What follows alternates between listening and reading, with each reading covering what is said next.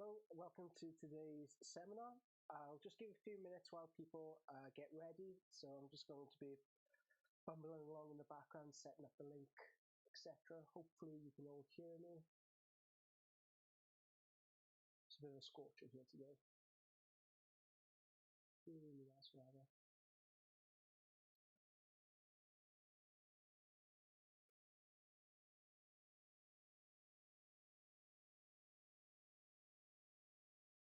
Just waiting for it to load up. I'll cut this out with the edit.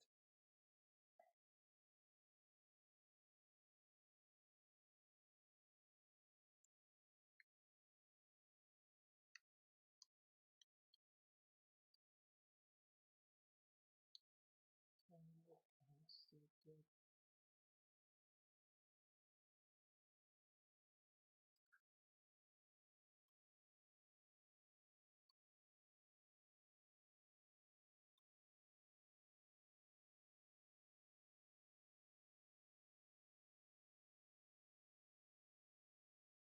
Take the Patreon, cancel that.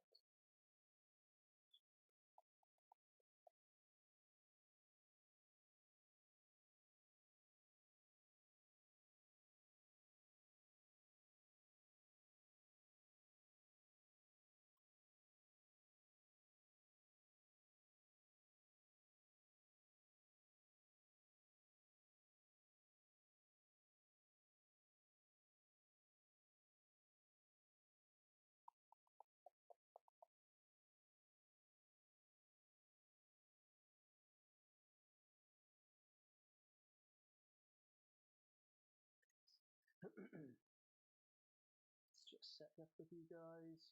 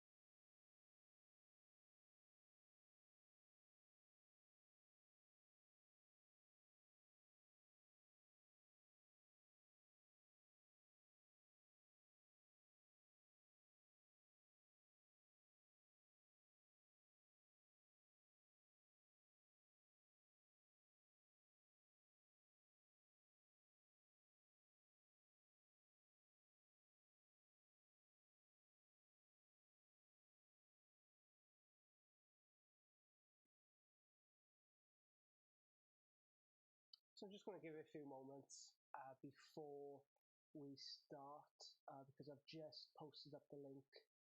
I want to make sure that there are people watching before we dive straight into this.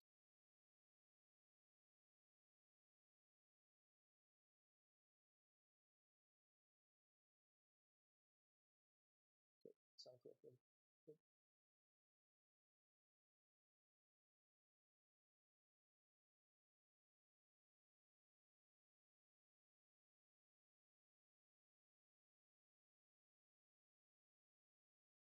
If anybody's here, write something up on the live chat so I know you can hear me, I know you're listening.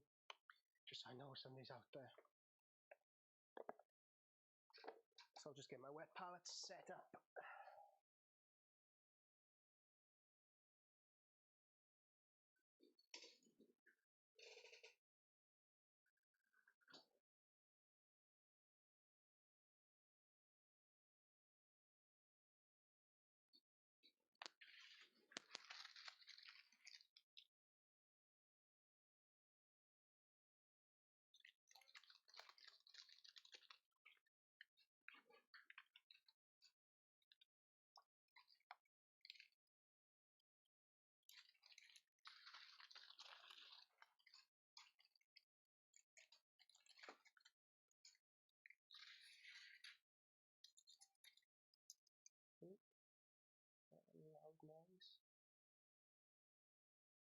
Okay, JP, you should be hearing me now. You should be on YouTube. If you are, leave a comment in the sections, just so I know you can hear me and it's all up and running and it's all okay.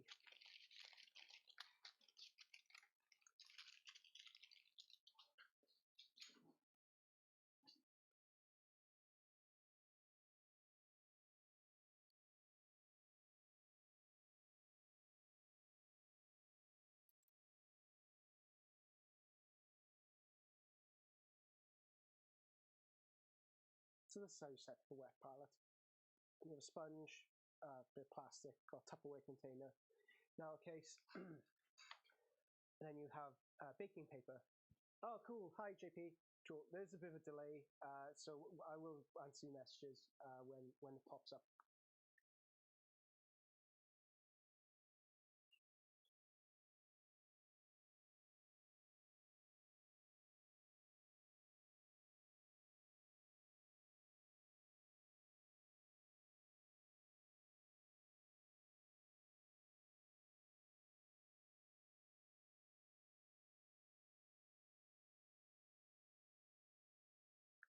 And then you get baking paper.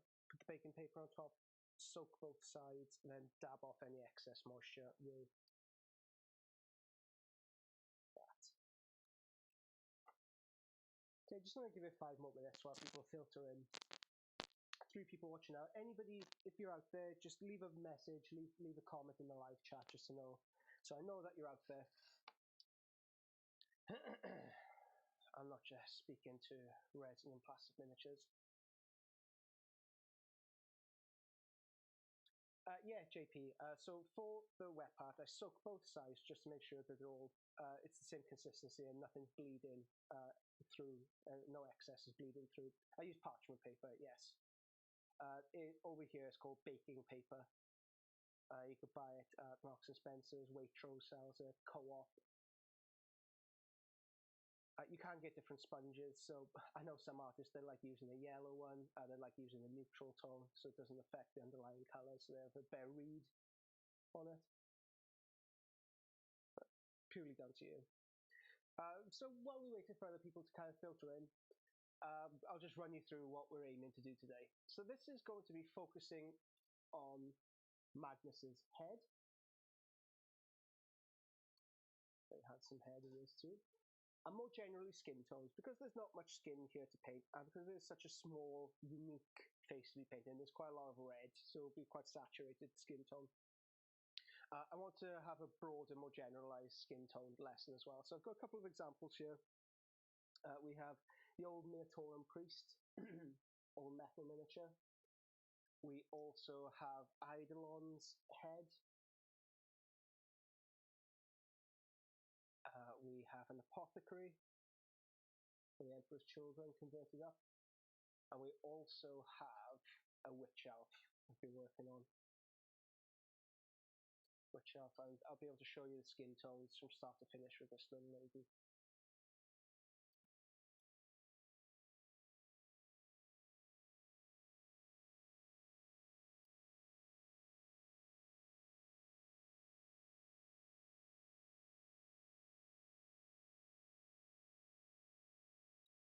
Just want to make sure the color is correct.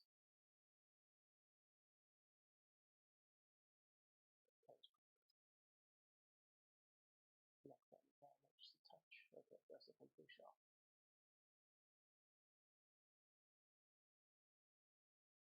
Okie dokie, let's start. So, today we are going to be continuing our Magnus miniature. In the interim between our last session and now, I have filmed me painting the rest of the armor. So I know there was a discussion last week, a fortnight ago rather, whether you'd want to see every single brushstroke or whether you wanted to continue on with another subject. I think the overall consensus was you did want to see every stroke, but we didn't want it to take forever. So it's one of those grey areas we had to work with, and I think I've come up with a solution. So I've filmed myself painting the rest of the metallic armor. I'll speed that up, and when I do the final edit of these videos, I'll edit that in so you'll have a continuous stream of how to paint Magnus from start to finish.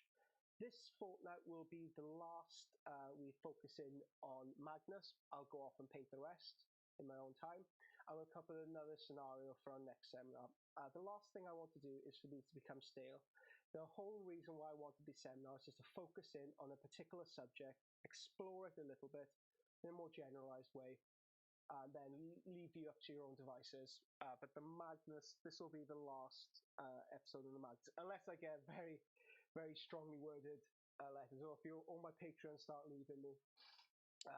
Radio. So let's get started. There's a few things we want to take note of when it comes to skin painting. For the most part, all skin contains some combination of basic orange color. It contains some elements of red, yellow, white. Mixing accurate color for any of these subject matters, whether still life, landscape, portraits, involves asking yourself 3 questions about what you're observing. What's the local color or hue? So what's the background to it? With this guy, we have a nice big base. We have magenta through the magic, and we also have a lot of beige tones from the sand and the pyramids that are falling apart around him. So you're going to have quite a lot of color bouncing off those surfaces on the underneath of his skin, and that's going to have an effect on the ambience, so the surrounding colors, the ambient noise, if you will, the ambient colors of this miniature. What's the value of your subject's skin? Since no one has a skin color that's either white or black, you'll actually be evaluating, or rather a narrow range of values to determine how light and dark individuals' complexity may be. So with this guy, we want to go for, it's quite a fantastical skin tone, so we want quite a lot of red in the undertone. Okay, there you go, Gavin, is that any better? So I have the volume on loud, but still extremely quiet.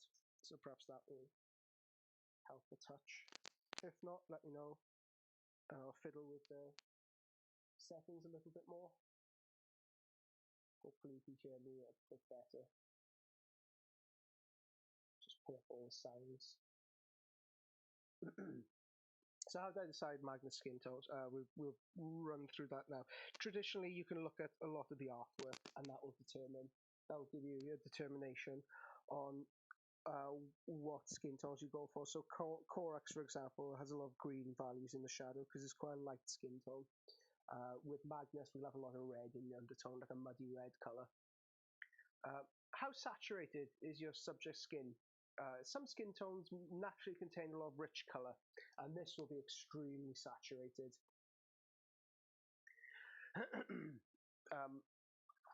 So we can start to plot out exactly what our skin tones will be. We want a nice range of values.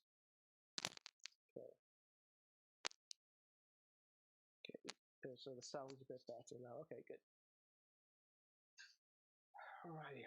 So for the skin tones, I'm going to grab up a couple of reds. So I'm going to use deep red by a scale of 75. My favorite skin tone, scale 70, sunny skin tone. Let's grab up a couple of others. So light brown. We need a almost like a okay, let's go for a classic rotting flesh. Now if you don't have access to these colors, no need to worry, in that you can just add a touch of, so okay, let's not use that because it's out of print color. Let's use a white sand. I'm just going to add a very small amount of Cabalite green in there. We'll go from there. So this is the basic skin tone I want to start working up from.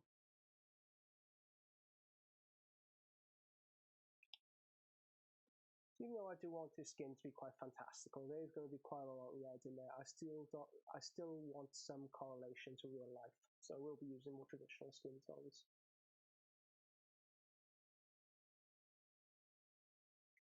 You guys, if you're watching this, please leave a message. Please leave something in the comment section just to leave me know that you're here.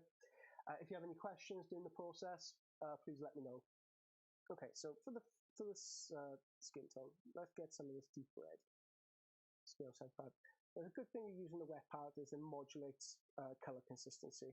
So we want a very thin consistency, almost like watercolor.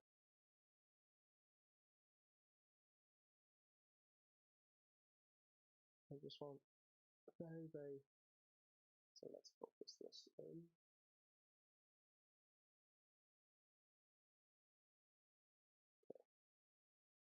So I've undercoated the miniature scale 75 black primer, and I've given it a zenithal highlight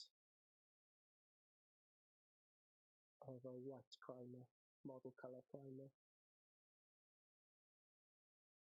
You see, very thin.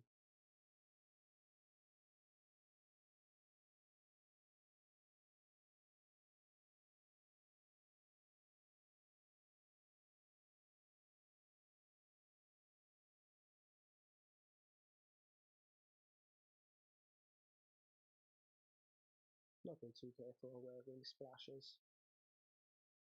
I just want to color it. Okay, so I'm going to hit this with a hairdryer.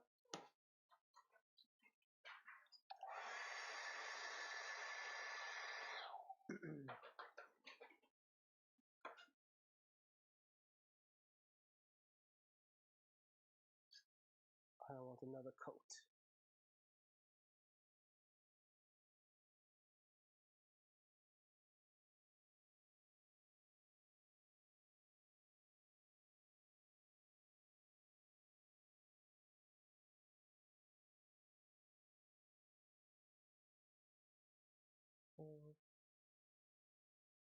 Okay, so video capture, audio capture 4. Just want to see if I can turn up the sound a touch.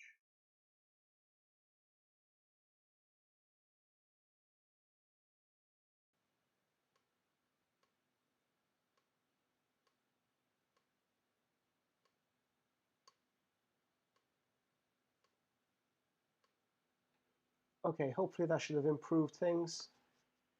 Can you hear me a bit better? I've removed any noise cancellation because I'm very aware with the compressor when it goes, it can be very annoying in the background.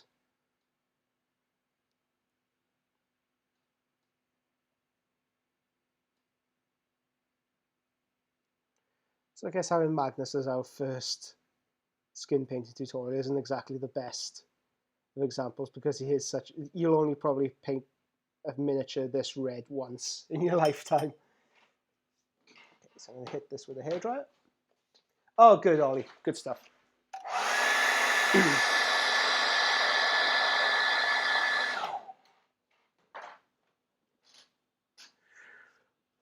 Rightio. From here, it's still a bit inconsistent, but we can start to work from here. So I'll show you another method in how I go about painting skin. If you've undergone the skin painting tutorial, Gavin, I know you have, you'll understand that this is a slightly different process because the red in the skin is so vehement, because it is so strong. We need a slightly different technique to paint our skin tones. So what I will be going for is a violet color. So I will be using scale 75 Elendil Violet. And again, you don't need to match these colors up exactly, guys. Games Workshop do a range of violets. All model ranges do ranges of violet. For example, we could use, I don't know, Monarch Purple by Reaper Master Series. Work just as well. Just going to give this a shake. Plop it on the palette. And in this stage, I will be using this to outline the features of the miniature. So I'm almost trying to use my brush like a pencil. I'm not concerned about blending. I'm not concerned about the thinness of the paint or any of that pizzazz. I just want to give the features an outline. So this is where a good brush really comes in handy, a good thin tip. I have noticed there's a bit of an air bubble on his chin. I'll correct it after the video.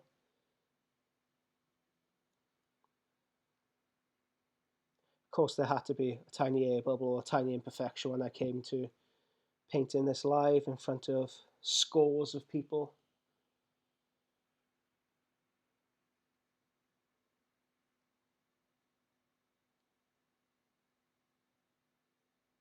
So as you see, I'm going quite hard with the violet. And the reason why I'm using violet is that there is still a touch of red in there, only it's a lot more saturated. So it's a cool hue. So having a cool tone in the shadows will make shadows appear deeper. When you place them against warm tones and warm hues, it's going to make them recede even more. And it does help having a miniature this finely detailed and this finely sculpted. So you can really start to show off. So I'm going to get, I think it's Light Brown by Vallejo. Pop on the palette.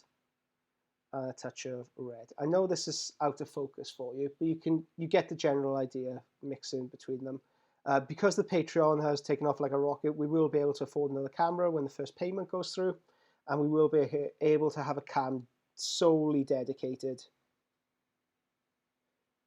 to watching the palette. All company efficient, all thanks to you guys. So I'm just giving this the face base tone of this. Aiming for all the general highlighted areas. Because there isn't much face here, it'd be quite quick to cover how to paint Magnus's face. And I could go a bit more in depth in how you go about tackling more realistic skin tones and the kind of practices we use.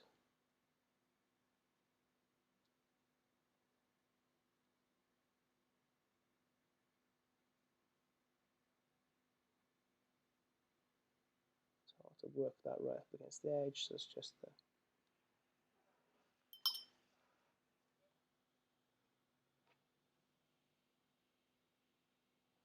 as you can see, we're just sketching the general skin tones. Nothing too complicated, nothing too fancy yet. Gonna add slightly more light brown with this red. I'm gonna mix a touch of sunny skin tone. This is gonna be our first highlight.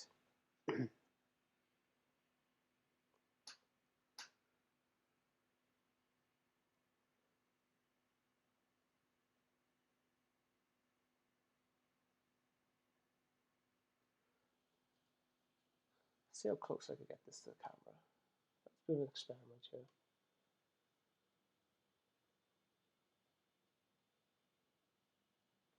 Okay. I wonder if I'll be able to actually see this. Right? I doubt I'll be able to do this for very long. As you can see, it's very, very rough at the moment. We're just establishing tones.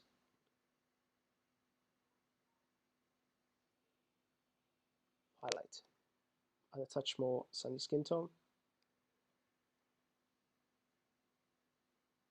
Bridge of the nose.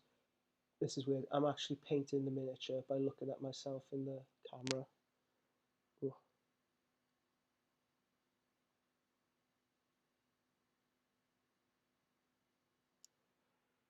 Bit more sunny skin tone. And on the top of the chin. Top here.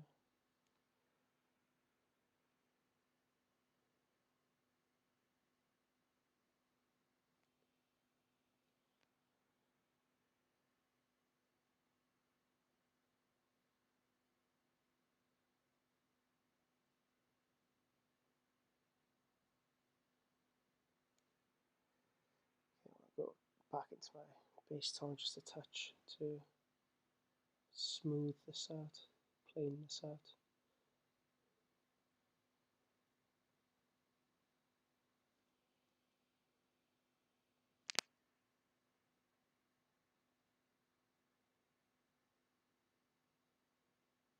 Okay, good. So as you can see, very, very rough. Oh gosh, you can see a lot of wrong there, but just establishing base tones, we're just establishing the baseline to build on top of. So I need to push this back a little way so I can actually see myself paint it.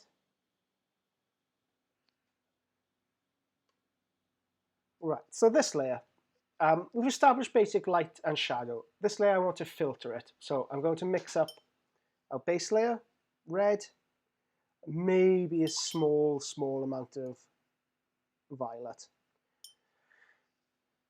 I'm aiming to have more red around the eye sockets, around the cheeks, and a bit more blue towards the bottom. So I'm just going to run this all over the miniature. and that will help smooth out those gaps. It'll help smooth all the color transitions. A bit more violet into the base. We'll come to a bit later exactly why we want to do that, but very generally, we want to break the face up into a rule of thirds. So the top part, top part of the scalp, will have more of a yellow hue. The middle part will have more of a red, and the bottom part will have more cool tones, such as purple, blue, green. So I'm just going to hit this with a hairdryer off camera.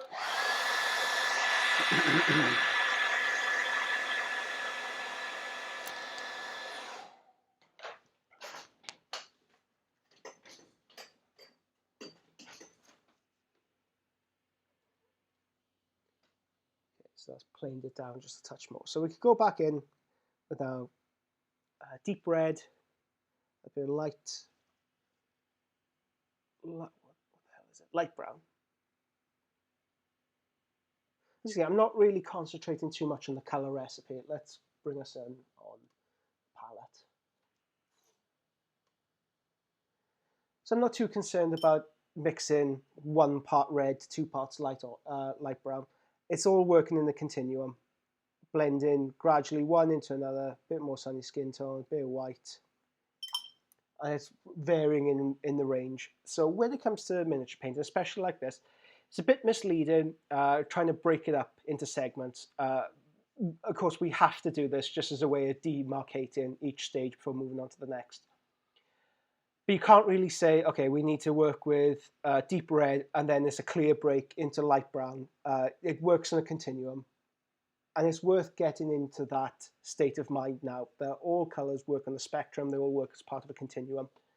And that's what's it's so helpful, having the wet palette in front of you, having the palette in front of you to see exactly the hue shifts that we go through. If you guys do go through the color theory course that we have, I know it's a favorite among my students. You'll understand exactly why we are using the hues that we are. Okay, before I go on, a couple of questions. Do you need to thin down your filter with laminar media?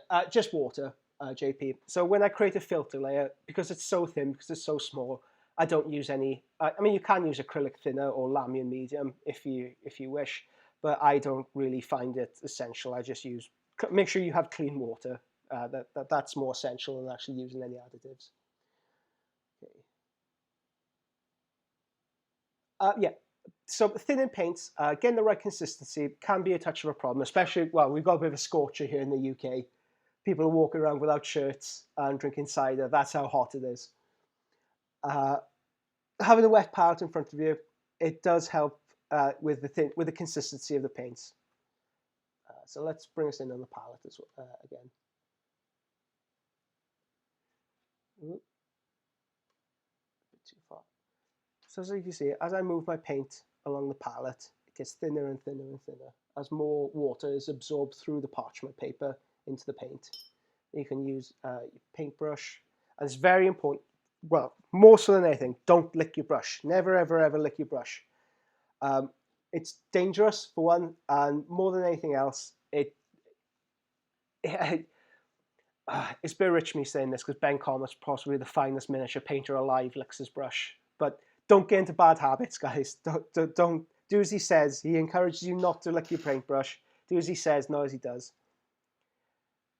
Have a piece of paper next to you. So if there's too much water in the barrel of the brush, or if there's too much moisture, you could just gently rub it off. Or something I've got in the habit of doing is this. So I use my little finger, use the crook of my little finger to wipe off any excess.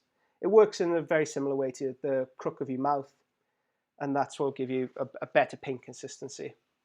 But never ever lick your brush. I know it might be falling on deaf ears, but I don't want to get sued. Okay, let's bring this guy in. Okay, so I'm starting with my mid-tones again, working up through the tones again.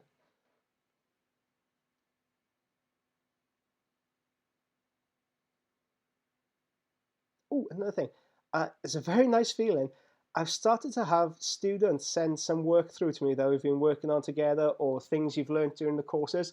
If you have any pictures of techniques, I know we're very young in infancy, but if you have painted anything inspired, or if you tried anything along the lines of my tutorials, please send me pictures. I would love to see them. I'll be making a gallery of them. I'll be putting them up. I'll be making my own collage back home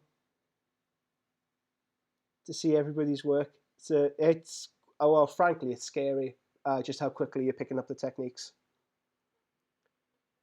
Okay, so I've added a bit more light brown and a bit more sunny skin tone. It's gone in there. So let's see a bit of a better camera angle. So if you don't know, guys, who JP is, he's my co-host. Well, I shouldn't say he's my co-host.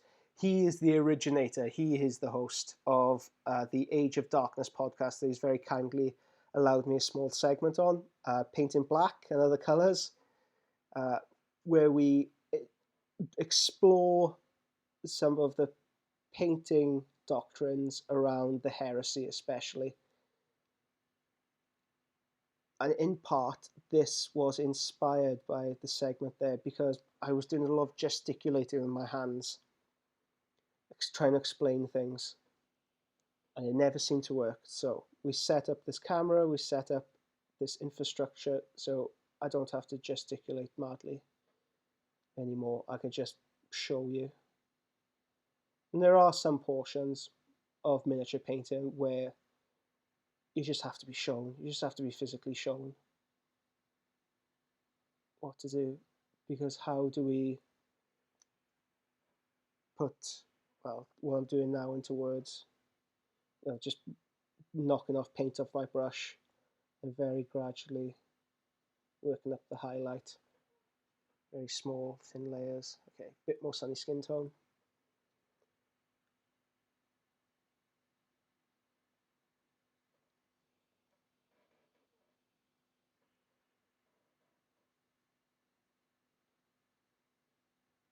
It's important when painting faces, you want a good range of values. That you don't just stick in one part of the color wheel and one part of the value of your chosen hue. So with sunny skin tone, for example, there's quite a lot of yellow, and then there's quite a lot of white.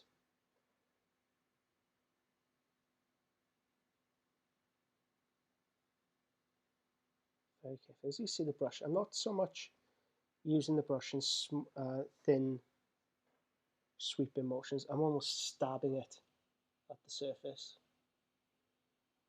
Yeah, he's getting there. He's starting to look like something there.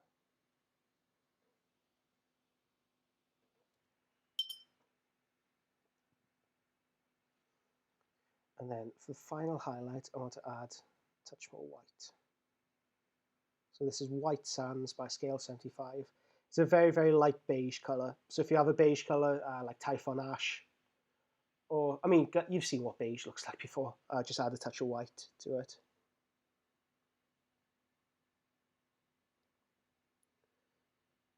No real colours are better than another. So no, by no means is Games Workshop paint inferior to Scale 75 or vice versa. I'm a bit of a painting magpie. When something new comes out, I have to try it out. And at the moment, Scale 75 is the newness. So of course I had to buy some, try them out, see how they handle. Good range of colours. The metallics, I've just picked up a metallic paint for the first time. Very good. Really happy with the results I'm getting with them. So with the white, I'm just putting this on the very extreme of the highlights, just to really bring out the highlights of the face. Again, guys, if you've just entered the chat, or if you just entered the video, please leave a message in the chat, even if it's just to say hi. If you have any questions, please feel free to ask. So one of the nice things of these interactive seminars, I'm able to give you relatively instant feedback on your questions. And after this lesson, I want to start introducing a Q&A session. So if you have any questions, it's just more of an informal way of asking me anything that's on your painting mind. Perhaps I can run you through some examples or some theory.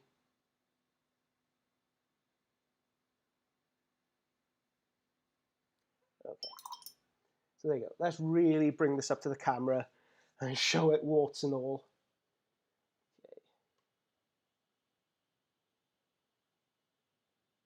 Ah, only a face a mother can love.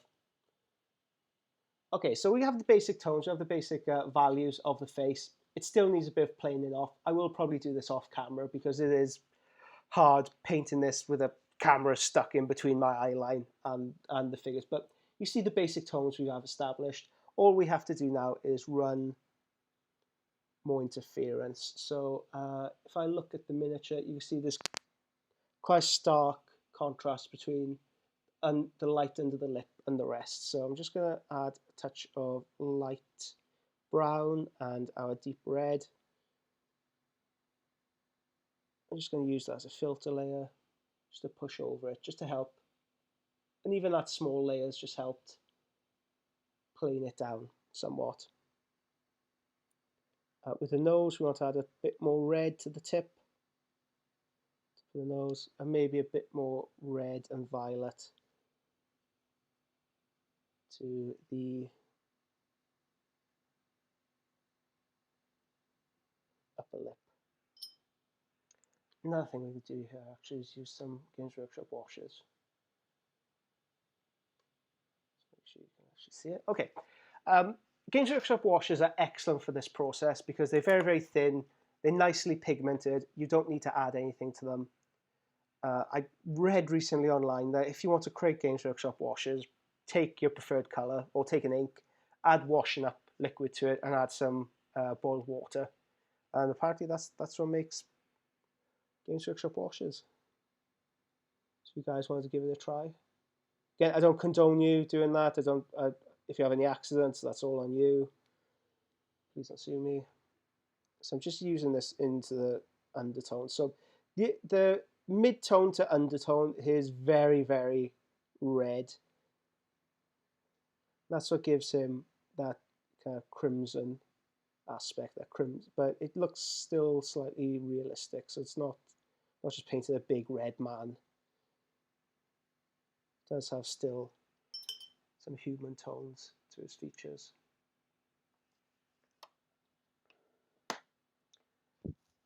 Rig,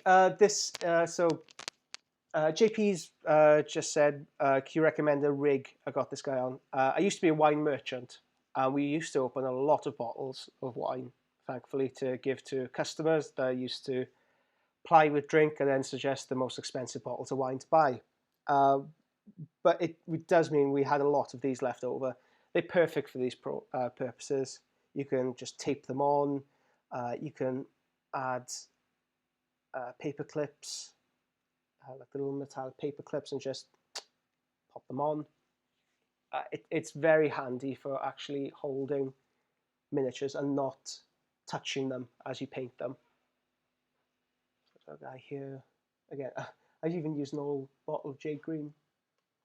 So let's bring him out just a touch. Yeah, got an old bottle of J Green whacked on there. Sacrilege, I know. Okay.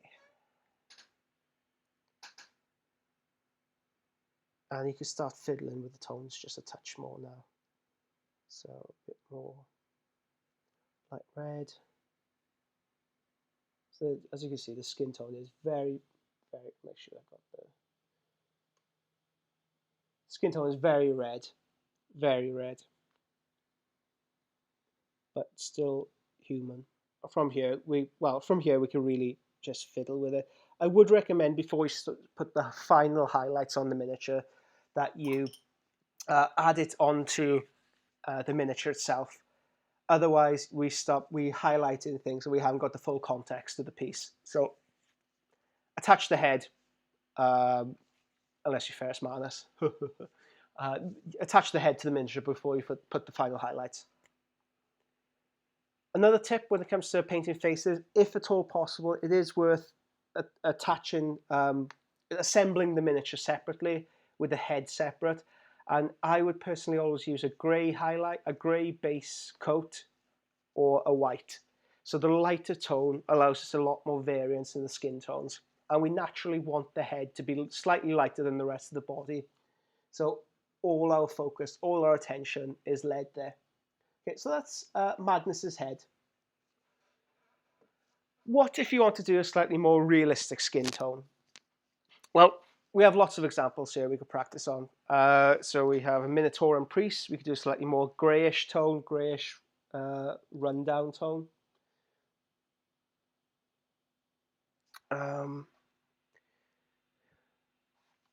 What else we have? We have, again, a slightly more fantastical witch elf.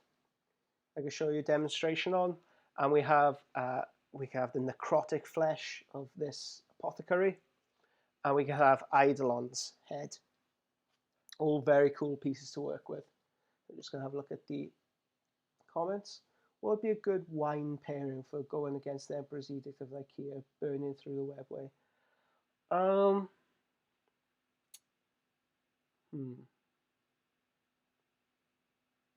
Champagne, I think. Yeah, Krug. Because if you're going down, why not do it with something expensive in your mouth? Okay. We have this guy, Minotaur priest. As you can see, I've already given this guy a base layer, base tone. I've airbrushed like a charcoal, a charcoaly brown color, and then I've worked up through a beige. So it gives it an overall ambience to the miniature. It's set in almost like a sepia light. Oh, there's guns. Okay, so I'm going to show you how you use the same colors, but you get a very, very different result. So I'm just going to introduce, having said that, I'm introducing a touch of Cabalite green into this. Okay, so same process. Whatever base tone you put down for the miniature is going to determine the overall look.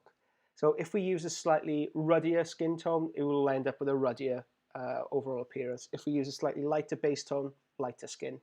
With this guy, I do want a slightly more malnourished look to him. So I'm going to take light brown, sunny skin tone.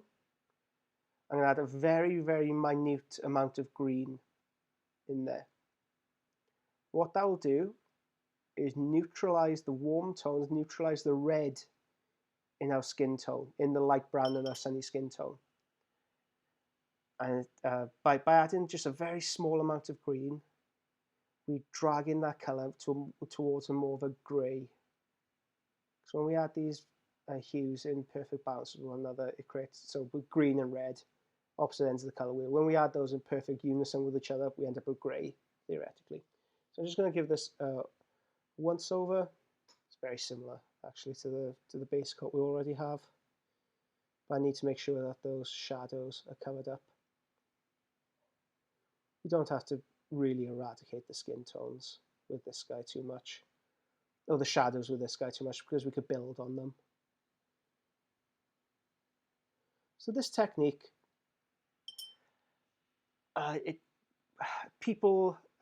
more portraiture artists do this technique rather than miniature painters.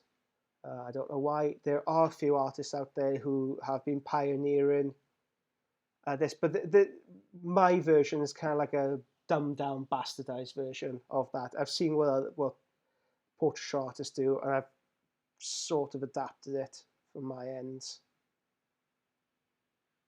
Working with a larger canvas, we'll be able to do more things, but when we're working in this scale, especially the older scale, now we're in the advent of the Primaris Marine era. Oh, happy 8th edition, everybody, as well.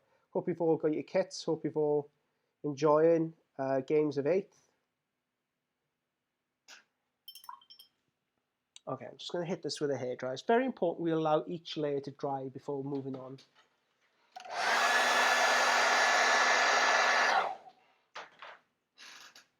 Just quick blast. Okay, this is where the leap of faith comes. So as we've mentioned, you need to think of the skin tones in rules of third. So at the bottom half is going to have more cool tones, the middle half is going to have more red, the top is going to have more yellow. If you want to explore this subject a bit more, please get in contact with me. We can set up a lesson. or if you're already part of the Patreon service where you have lessons, get in contact and book one through that, and we can explore this in a bit more detail. But for now, just trust me, that's how we break up the face. And then from here, we want to start establishing the shadows. Now, I'm going to use green, Carbolite green, and this will require a bit of a leap of faith on your guys' part, especially when you're doing it in your own home. Believe in the system works. Oh, nice, Eve. So Eve Morton is painting up his 8th edition box. Now, what are you painting them up as? What are you painting your Primaris Marines as? And are you doing anything interesting with the Plague Marines, or is it just lots of rust effects? Okay. With this, I'm just going to start sketching in the tones of the shadow. So as you can see how I'm using my brush, I'm pushing the pigment, make sure you can see it, to where I want it to sit. Just sketching the light, the very basic shadows of the face and defining the face.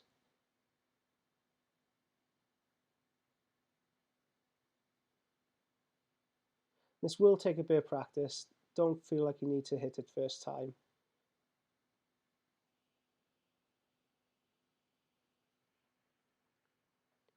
Okay, let's move a bit of green here.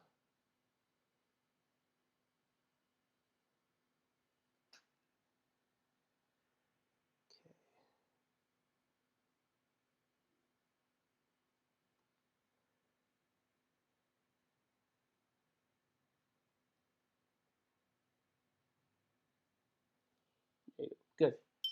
From here, we need to add violet. So we've established our basic tones of our colour. We've established the very, very basic tones.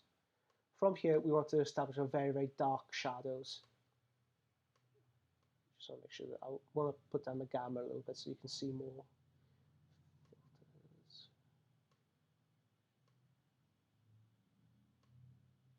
Okay, good. So we're going to get our purple, and this is only going in the very darkest recesses of the miniature's face. This layer, again, think of it like a pencil.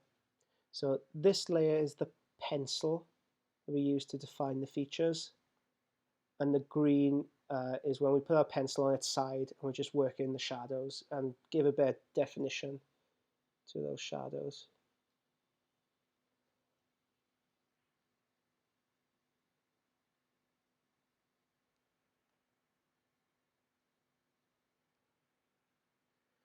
Okay, I won't be putting it under here because even though there's a very dark shadow, it's very deep, it hasn't quite got the volume of, say, the line here or underneath his eye.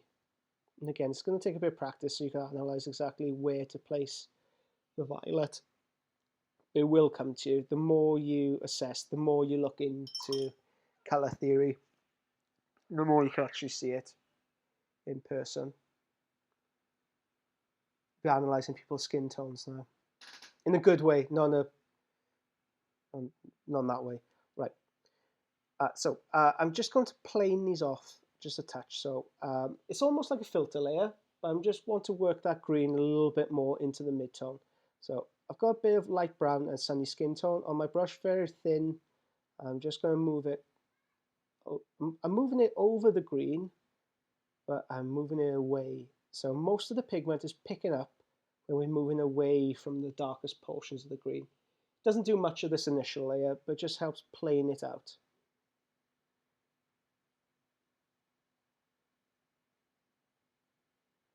I'm doing this stage because, in all honesty, I have messed up the skin tones just a touch. You don't really need to undergo this stage if you've done the green correctly, if it's all nicely blended. It's just one of those drawbacks of working with a camera in between me and my subject.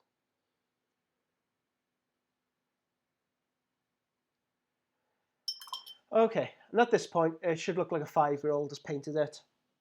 And that's the end of the lesson, guys. We'll see you next week. Good luck with your skin tones. Right, peace. No, that's my very weak attempt at a joke. I do that to all my students. I've yet to get a laugh. Okay, from here, we want to add a filter layer. And if you're lucky enough to own Scorched Brown, the old classic Games Workshop colour, count yourself one of the favoured, because that is exactly the colour we're trying to recreate here. That colour was perfect. Perfect, perfect, perfect for this layer. Now I'm going to use brown leather and red leather by scale 75. So the red leather has slightly more red in the tone. We can even just use this brown leather. I believe it's Mornfang Brown by Games Workshop. So let's go just with that, because we have some deep red. We have a scarlet colour on our palette. So just using Mornfang Brown. Let's put the palette in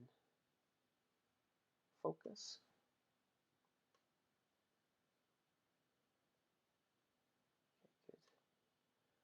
Okay, up to 5 watching. Hello, guys. If you are out there, please say something, leave something in the messages. Is this a good way of getting sickly? Yep, just leave the green. So with this filter layer, we'll be modulating the colors underneath. If you wanted a slightly more sicklier tone, I would up the contrast. So I'd have more green in the base tone. I use more red around the nose and the eyes to make him look sickly. So I'm just getting some Mornfang Brown. You shouldn't really use your best brushes to transfer paint from the surface. So there, just use your bad brushes for that. I'll keep your nice brushes for edge highlight and smoothing things out. Okay, so I'm just going to get a bit of red, touch of that, and we need black. So when we add black or white to a color, we desaturate it, and how much black or white determines exactly where, how much value it has. So we have, if you think of a triangle, we have maximum saturation, and then on either side of the triangle we have maximum value and minimum value. Maximum value being pure white, minimum value being pure black. And within that triangle is every possible hue of that color. So I think just a very small amount of black into this to try and recreate the golden grail that was Scorched Brown. Okay. Let's bring you in here.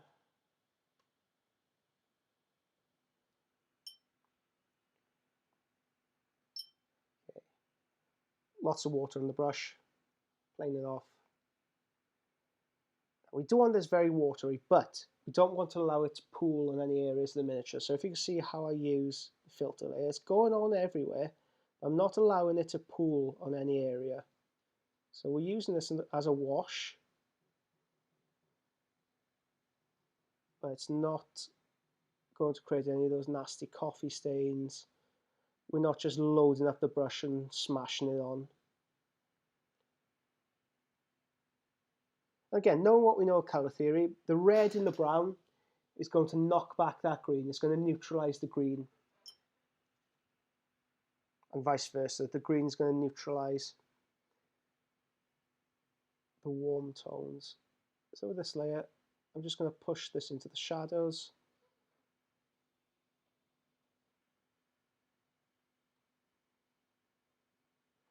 Don't worry about being too exact at this stage.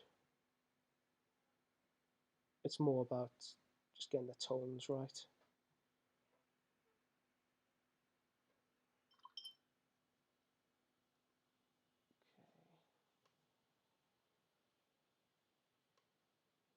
So make sure you get the correct skin tone. I'm just going to put down the gamma just a touch more. Okay. Maybe bring it back up.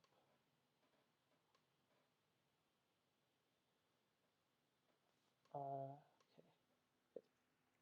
So from here, got our tones, we've got our shadows established. Now we need to reintroduce a bit of life to that skin tone. So for bottom, I'm using light brown, touch of sunny skin tone. Maybe a touch of green again, just a very, very small amount.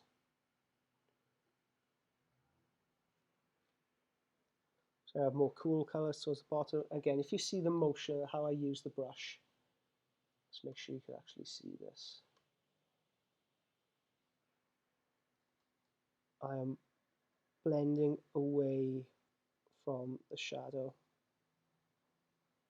I'm pushing the paint, the acrylic, from the mid-tone into the highlight. And again here,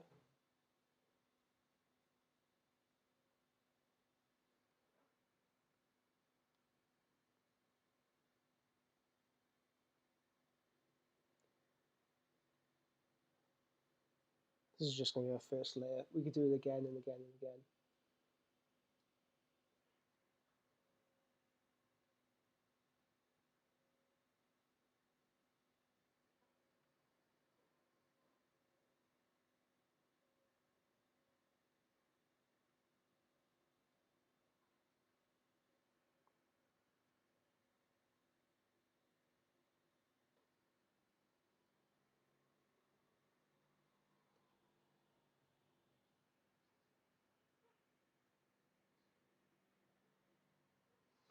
Okay, hit this with a hairdryer.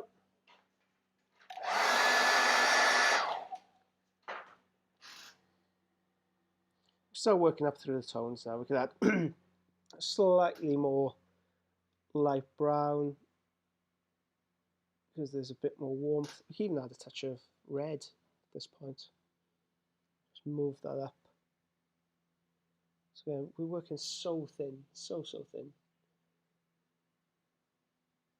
Just add a bit of rosiness into those cheeks.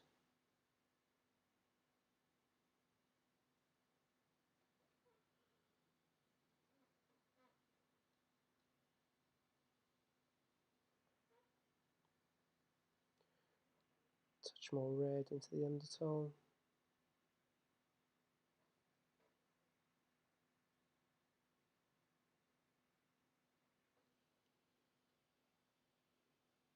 So already you can start to see the character come through.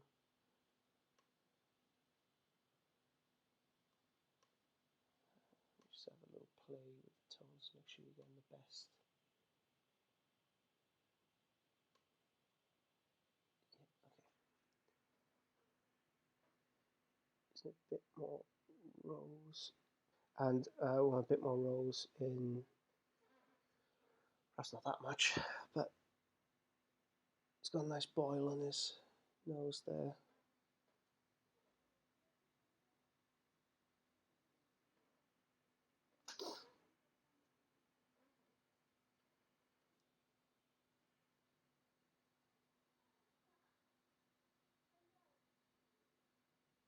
So again, the red is going to neutralize the green tones.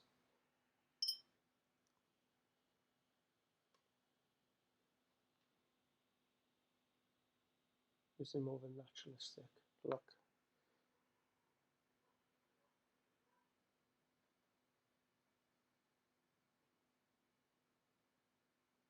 So you see I'm pulling that paint down again and again and again.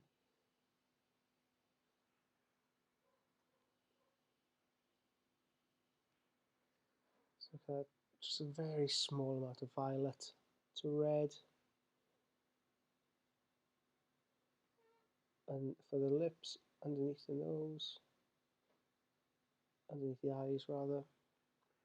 Okay, then we want to use a bit more yellow in the top tones. So we're very lucky that Sunny Skin Tone has quite a lot of yellow in it already.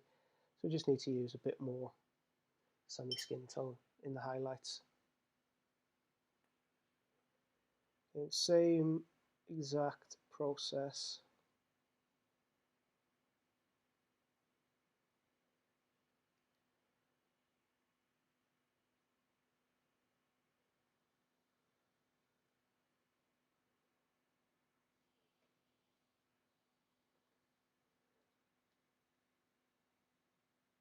As you see, it's worth having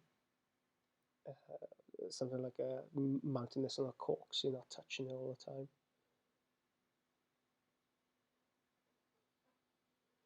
Sunny Skin Tone in the highlight.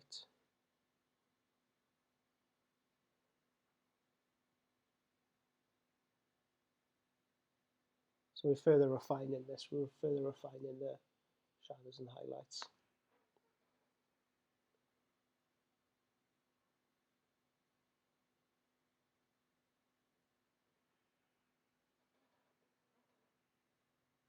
This is where the face should start to look like an actual face rather than something a 5-year-old may paint.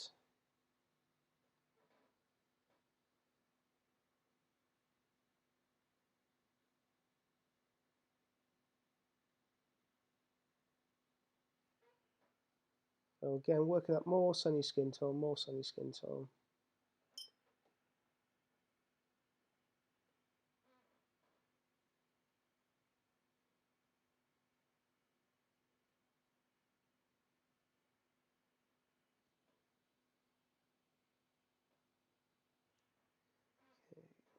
And then finally, some white sands in for those killer highlights. To the very top. His eye, top of the nose arch.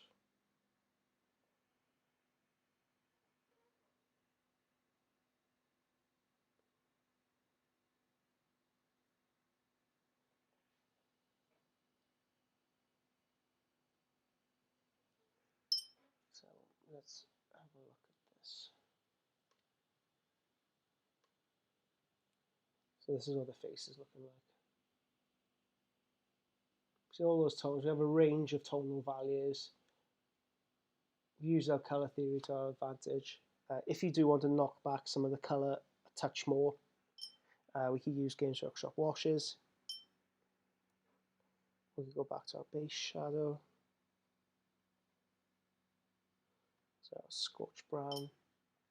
I'm not happy with the transition between the green here. I think it's quite stark, so I'm going to work some brown.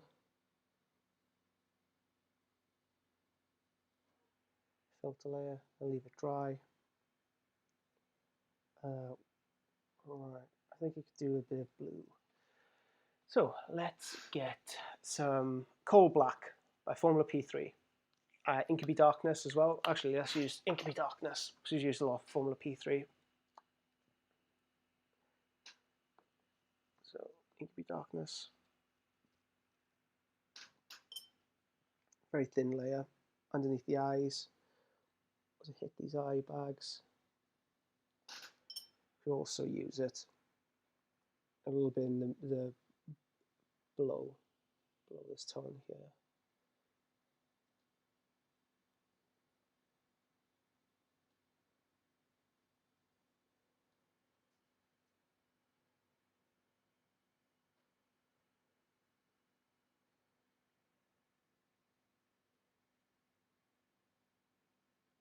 So a very small filter layer there. And another filter layer down here, just to correct any mistakes.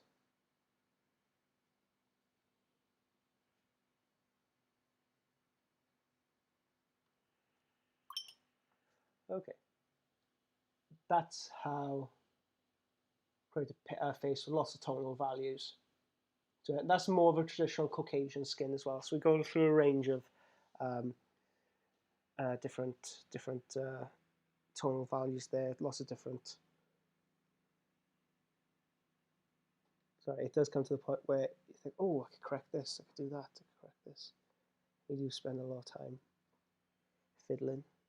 It's one of the nice things, one of the time sinks.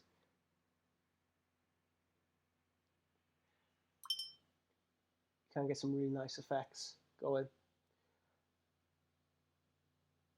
Rightio, so that's how you go about painting Caucasian skin. Again, you can use different bases for.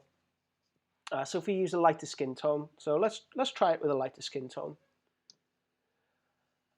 We can even go with a slightly more necrotic look with this guy. So let me bring up my notes for this and how I want to achieve this. Again, guys, any questions? Post them up. If you've just come into the video, post up a hello or something in the chat box. Any questions? Please feel free to ask. Pop them up. Or on anything, any manner of subjects of painting, or if you want my wine selections. JP wanted.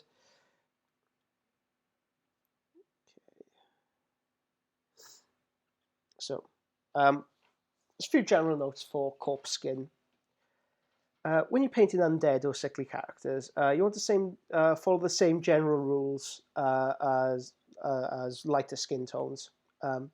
Keep your midtones very greyed out, and if you like to pull a grey colour onto the lips to create a bloodlust look, if you really like dead looking skin, you could skip warm tones altogether. It does kill a little interest, but as long as you're skilled in this application, you should be okay. So instead of using red in the undertone, you can use purple maybe as a cooler colour.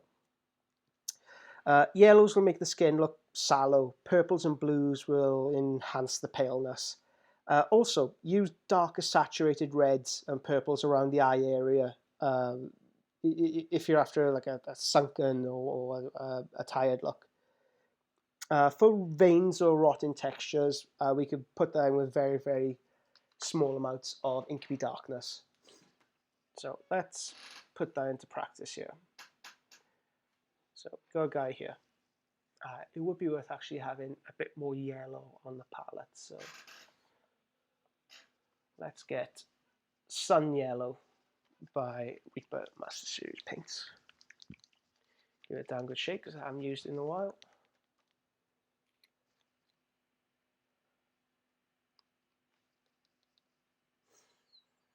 Okay, pop this on the palette, a bit of yellow.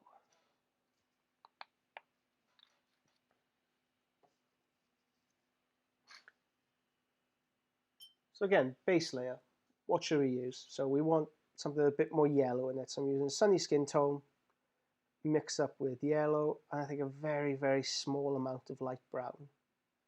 Very, very small amount. Just to give it a bit of texture and variance. Again, working for a light base layer. Right, it allows us to explore these tonal values a lot better. A lot easier, I should say.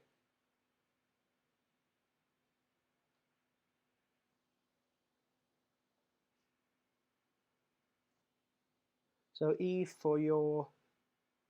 if you do come to do any skin tones with your Death Guard portion of your box, I know you're painting Space Wolves, but if you just wanted to give it a try, this would be perfect for yours.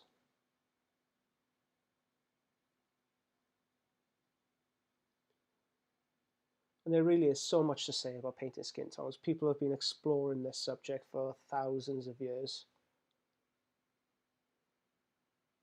And by no means is this the definitive way of painting skin tones. By no means is this the authoritative way. It's just a way that I found looks good on miniatures. And more importantly, it doesn't take up an age to do. So it produces very good quality miniatures, very high contrast miniatures in a short amount of time. So I'm going to bash this with a hairdryer.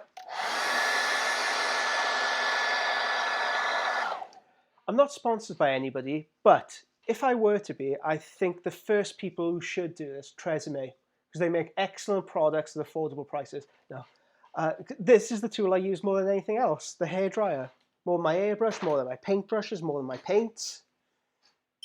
It really is just the constant, my North Star.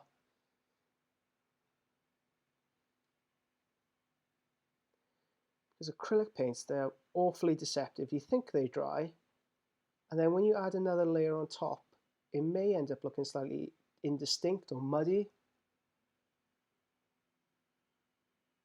because the underlying layer hasn't quite dried. So in all miniature painting, well, for most part of miniature painting, we want to have layer upon layer upon layer. But by having a layer and it's slightly thin, or it's slightly wet, we put another one on top, it doesn't cover exactly, but it kind of meshes in, molds out, and it creates these little gaps, and it's not as clean as a finish, as clean as an overall finish. So just giving this another layer.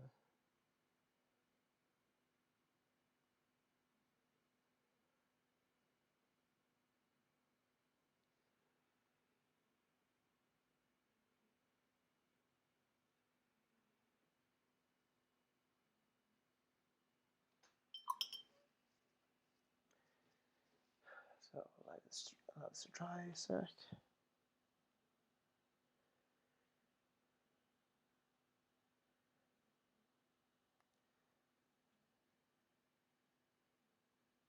Sorry for the dead air, I'm just allowing it to dry rather than, so you can see the difference in exactly how long it takes to dry rather than just blasting it through a hairdryer.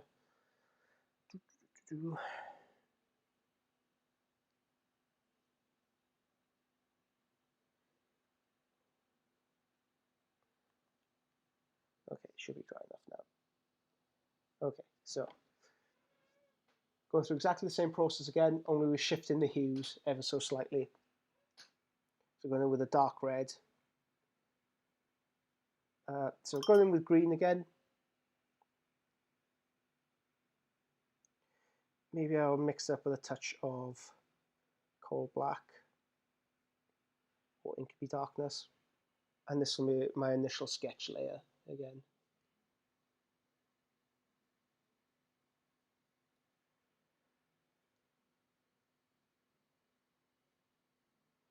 As you see just how thin this color is. It's translucent. It's almost the opacity of watercolor paints. So I'm pushing it to where I want it to, the hue to go where I want the color to sit.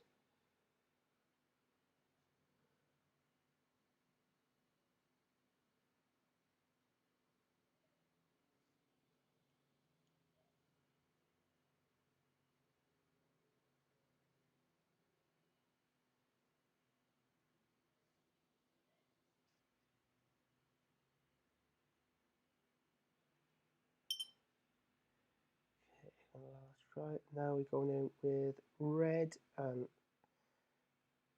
a bit of purple, just for our very darkest shadows.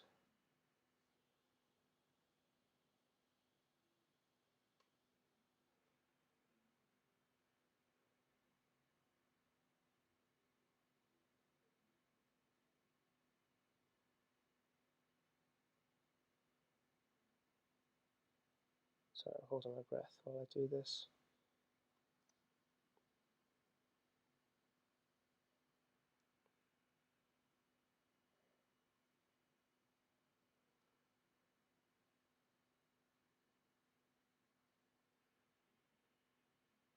Okay, that's all I want. Okay, so let's go without hit it with a hairdryer.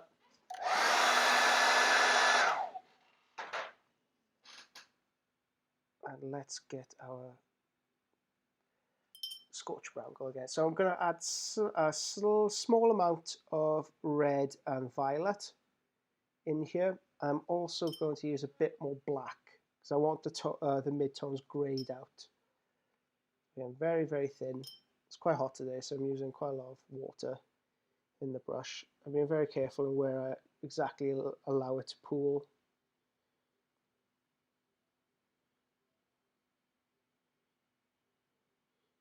So if you're unsure of exactly how to push the paint around a flat, bald surface like that, you could be cheeky and just rub your thumb over it very gently.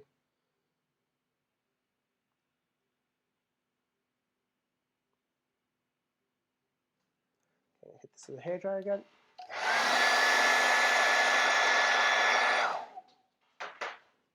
Just going to push that a bit more.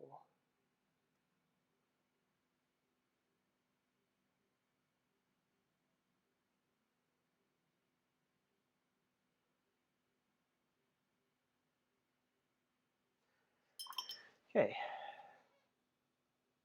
So as you can see, we've established the rough values. It's looking pretty good, just a very messy, mucky stage. Hit this with hairdryer.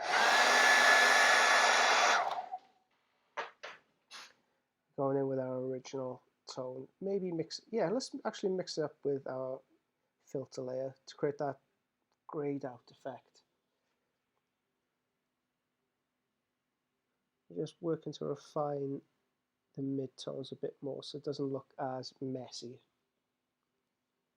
No, it does look very, very messy.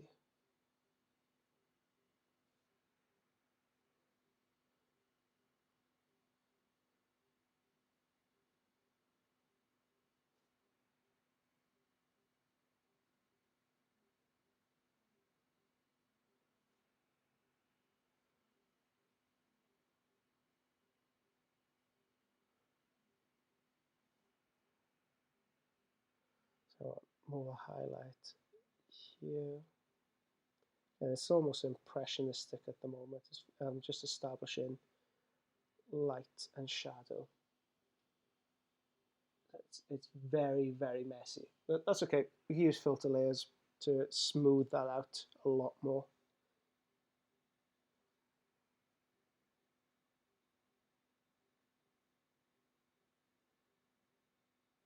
So these jowly sacks down here, we can add some nice purples to look like the skin's bruising. We can go for like a mottled effect with the skin. Lots of cool things we do with this damaged skin.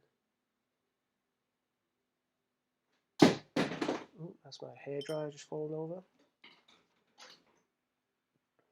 So I'm using a bit more yellow in the highlight, just drawing the highlights where I want it to sit up here.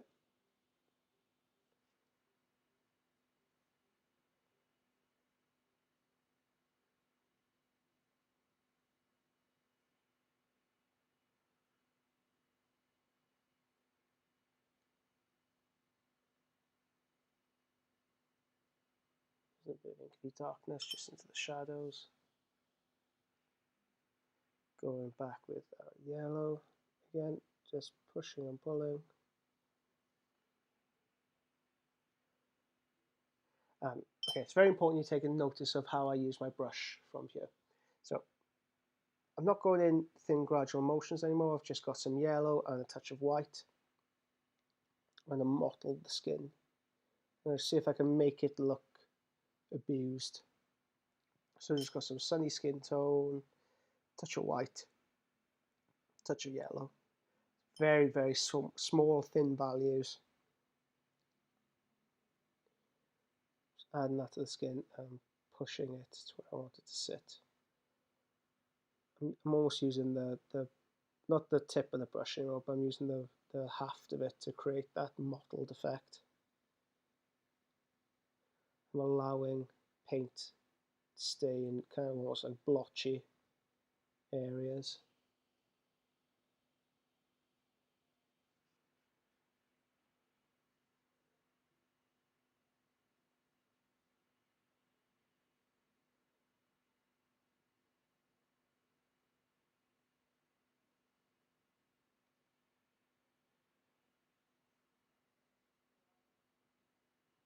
So I cover up the worst of that purple with this.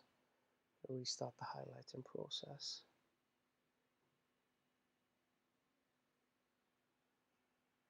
Okay, adding ever more amounts of white in there.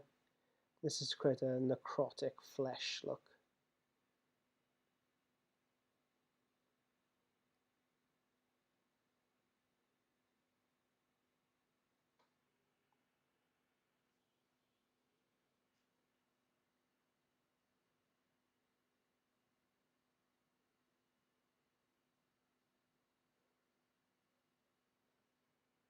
Same down here.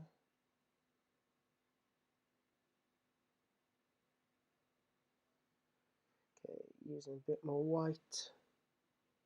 So really establish those highlights.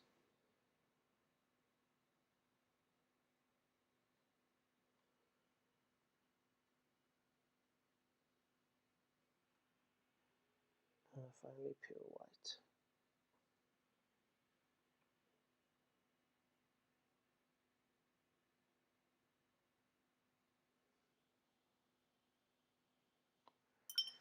Then we go in with some filter layers, so we can use some crimson to make it look a bit more of a bruised flesh. Working with some of these shadows. That's what creates that fantastical skin tone. Okay, so today's lesson, we have covered Magnus's head, that red undertone in the skin. We've covered a more Caucasian, and we've covered a dead earth skin.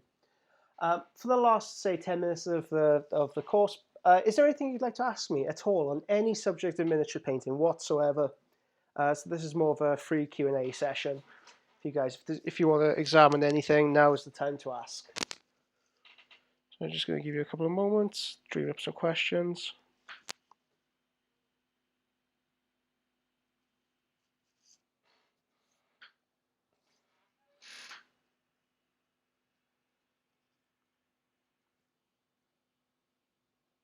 This is the Caucasian skin we covered.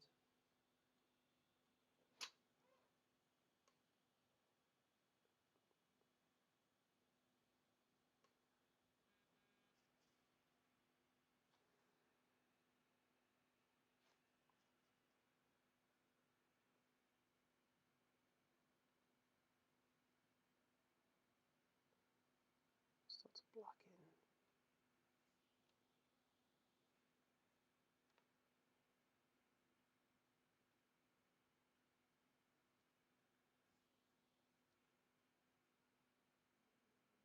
I think it's far too nice of a day for people to be stuck inside watching this stream at the moment. I think it's such a nice day in the UK. Hopefully, you're having a nice day wherever you are. Or I guess if you're in Australia, you're probably asleep. Should be sleeping.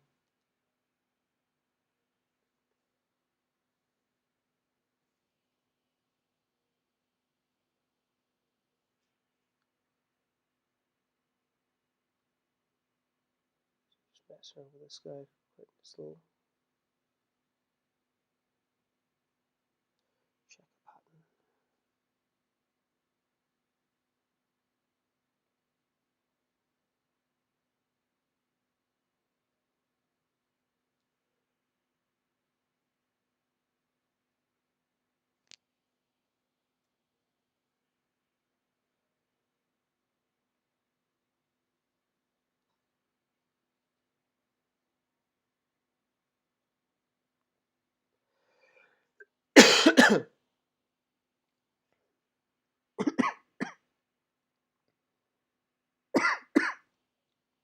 Okie dokie, it doesn't look like there's any questions coming in. So I'm going to pull the stream here. This will be available for you to view after I need to take it down, do a bit of editing, and it should be back up, well, within a few hours or tomorrow. Thanks so much, guys, for tuning in. Any questions, just feel free to send them to me through the Patreon system. If you'd like to set up a lesson or an independent lesson, if you'd like to go through more in-depth tutorials about painting faces or color theory, please get in touch. Otherwise, I will talk to you soon.